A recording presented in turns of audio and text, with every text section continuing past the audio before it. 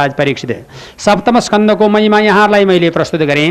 बाँकी अंशको लागि महाराज परीक्षितलाई सुखदेव यथार्थ जानकारी गराउँदै हुनुहुन्छ भन्ने सम्मको कथा यस अध्यायबाट। जय बोलो श्रीमद् भागवत महापुराणको। गो ब्राह्मणहिताय च जगद्धिताय कृष्णाय गोविन्दाय नमो नमः। ओम नमो भगवते वासुदेवाय राजोवाच स्वयंभू वंशीय गुरु वंशीय विस्त्रात् सुरत यत्र विश्वसृजासर्गो मनुन्नन्नु वदिष्यना।